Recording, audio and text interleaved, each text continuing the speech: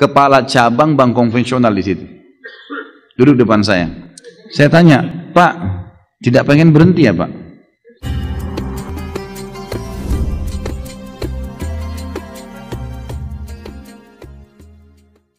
Saya pegawai di salah satu bank konvensional. Setelah saya tahu jika bekerja di bank itu riba, saya berniat untuk berhenti. Tapi saya masih ragu karena sempat konsultasi ke beberapa teman bahwa dilihat dari manfaat bank itu lebih banyak daripada mudaratnya.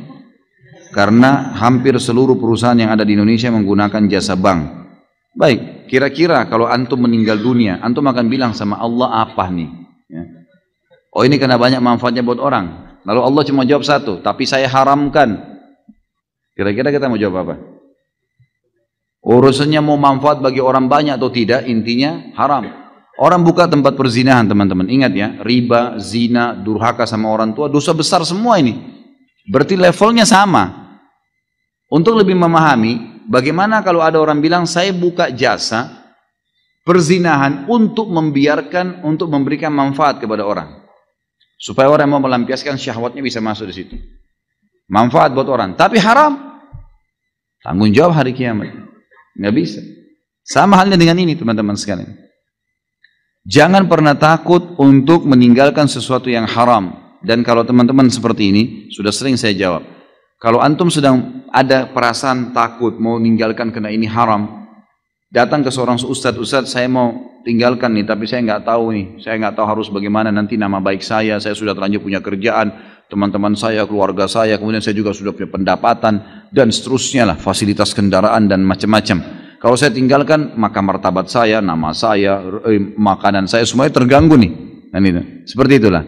Lalu bagaimana hukumnya? Tetap, jawaban agama haram. Dan kalau anda mau lebih pasti, lebih aman, tinggalkan. Karena kalau tetap bertahan pada sesuatu yang haram, konsekuensi pembersihannya lebih lama. Sementara kalau dosa yang kita kerjakan saja, tidak kita tahu masih ada pembersihan, yang kita tahu sedikit juga pembersihannya ada, apalagi kalau yang sudah besar, bertahun-tahun antum bertahan. Kemarin saya subhanallah waktu di Pontianak, pas lagi makan, tidak sengaja seorang notaris saudara kita yang mengundang di Pontianak itu, kemudian makan siang di rumah makan Padang. Dia undanglah teman-temannya dia, di antaranya kepala cabang bank konvensional di situ. Duduk depan saya. Lalu kemudian setelah makan diperkenalkan, oh ini kepala bank semua banyak. Ada syariah, ada yang konvensional. Mata saya nyorot ke yang konvensional nih.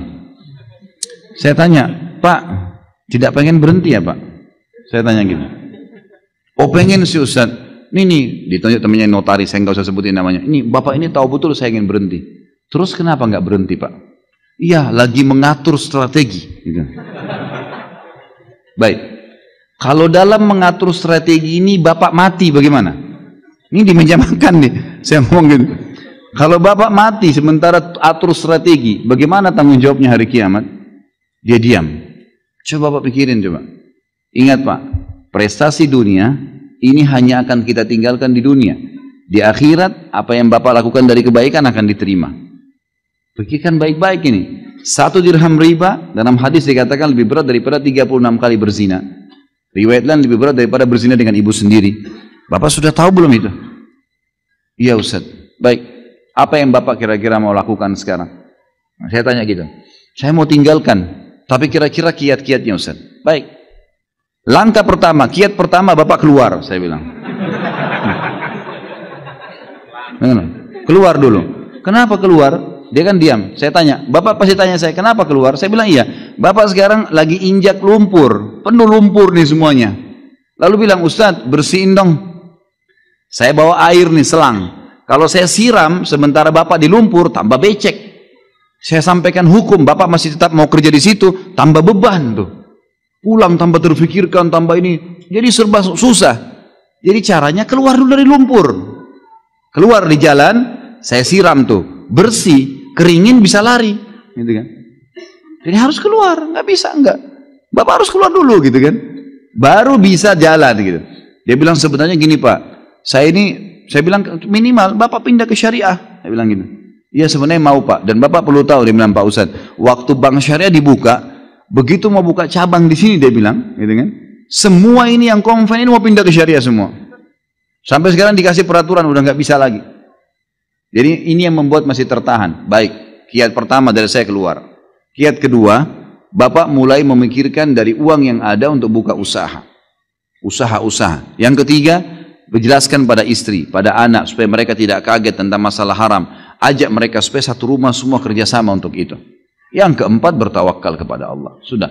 Kalau enggak nanti kalau mati bagaimana tanggung jawabnya? Allahu a'lam. Jadi seperti itulah kurang lebih nasihat saya kepada penanya tadi seperti saya sampaikan ke sana.